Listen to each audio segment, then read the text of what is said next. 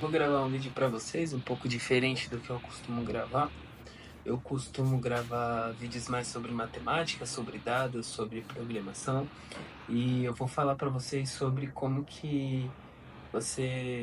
sua vida muda quando você começa a buscar por balanceamento, né, na sua vida de uma forma geral.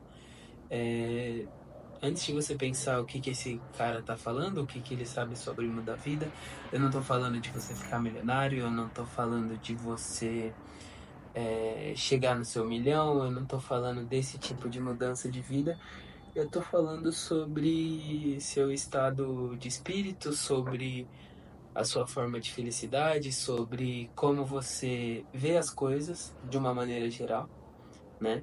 Então, para começar, eu tava na minha aula de inglês hoje e aí a minha teacher é, perguntou pra gente, ela faz umas perguntas meio do que ela pensa na semana e a gente vai conversando e falando sobre para treinar a conversação. E ela perguntou assim pra mim, como que eu acho que as pessoas devem achar felicidade e obviamente de uma forma muito egoísta eu comecei a ver como eu vejo a felicidade, como eu me sinto feliz fazendo as coisas, né? Então vamos lá. Como eu me sinto feliz fazendo as coisas, quando eu comecei a parar para pensar nisso, eu comecei a lembrar da relação entre a facilidade entediante e a complexidade desafiadora, não é? Então, quando você tenta fazer alguma coisa nova, você concorda comigo que se ela é muito fácil, ela não te desafia. Você fica na sua zona de conforto e isso te entedia. E quando você escapa disso e você vai para alguma coisa muito difícil, ela te assusta. E aí você fica nesse. Você tem esses dois pontos: o fácil que te entedia e o difícil que te assusta. E aos poucos, quando eu fui começando a entender isso, eu comecei a perceber que dava para eu achar um meio termo entre essas duas linhas tênues, né? Que seria ali a área do que te desafia a ponto de que você consegue fazer e não te entedia, não é?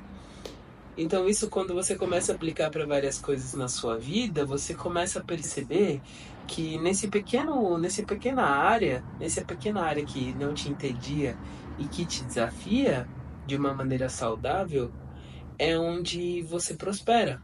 E não prosperar de novo, não sem papo de coach, não é a ideia falar sobre isso nesse canal, mas é ali onde você prospera, é ali onde você começa a achar um resultado, é ali que você começa a ver graça na coisa que você está fazendo. Eu tenho muitos exemplos que eu posso dar. Eu me tornei programador há 2 anos e no começo tudo era muito difícil, tudo não entrava na minha cabeça até eu conversar com meu chefe e ele começar a me passar desafios que não me entediassem e que me desafiassem ao mesmo tempo, mas não de uma maneira difícil. E aos poucos eu fui aprendendo e fui ficando bom no que eu faço. Não sou o melhor programador, é, mas um tempo atrás eu me senti pouco desafiado na área que eu estava, mudei de outra área, fui de mais voltada para visualização de dados, eu acabei partindo para uma área um pouco mais de machine learning porque eu queria me sentir desafiado. Mas eu estava tão acostumado com o conforto que era trabalhar com essas ferramentas de visualização de dados que eu me senti desafiado demais e um pouco assustado. Então eu comecei a dar uns passos para trás e entender as coisas com calma. E tá tudo bem, porque esse é o ponto. Mas a felicidade não tá quando você alcança o final desse ponto. E sim durante. Porque quando você alcançar, você vai se sentir entediado, porque isso é fácil. E quando você começa, você vai se sentir assustado, porque ainda é muito difícil. Então por isso que o durante faz muito sentido, né? E esse é o ponto. A felicidade está nesses dois. E por que eu falo que você prospera quando você encontra balanceamento entre as coisas? A única e exclusiva opinião que eu tenho sobre isso é baseada no que eu vivo. Então, em todos os campos da minha vida em que eu comecei a aplicar esse tipo de pensamento, mesmo que de forma intrínseca, de uma forma não muito mensurável, é visível o quanto isso é importante, o quanto o processo importa, né? E tudo que eu falo parece muito óbvio, mas na verdade, quanto mais os dias passam, mais parece que a gente vive numa simulação, porque tudo parece ser tão óbvio e no fim a gente comete os mesmos erros, sabe? É incrível isso. E é uma coisa doida, porque eu vou dar um exemplo.